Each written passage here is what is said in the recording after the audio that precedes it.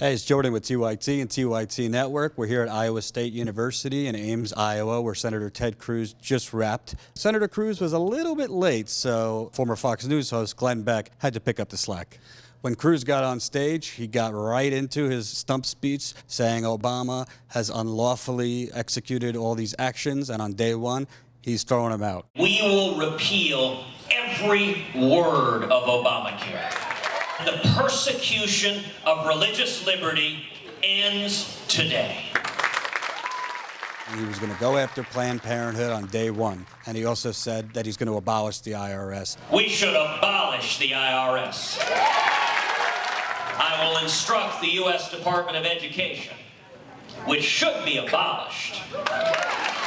The senator spoke a lot about being a true conservative, being the one who's going to stand up to the establishment, the only one who says what he means and actually executes, instead of just saying what he's got to do to get elected, and then when he gets there, totally reversing course. And we need to take power out of Washington and back to we the people. That is what this campaign is all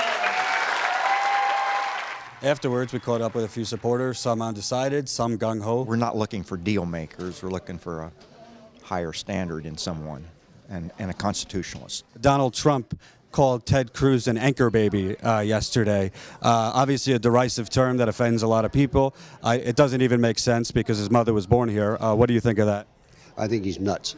Cruz is an American citizen. Sure, he might have been born in another country, but that's happened to a lot of people.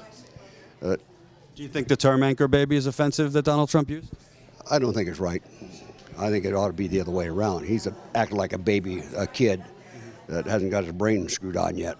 Do you want a president who's going to go in and fight for his principles, or just if he doesn't get exactly what he wants, there's just going to be stagnation? I don't think that'll be true at all. I think they're just saying that because they can't control him. A hedge fund guy in New York gave him $11 million. This hedge fund, Robert Mercer, wants to abolish the IRS. There are about 90,000 employees at the IRS. We need to padlock that building. Take all 90,000 and put them down on our southern border. Why should we think he's not another politician who's going to scratch the backs of the people who got him there? Well, I hope he abolishes the IRS. I hope that's something he does. That's people want.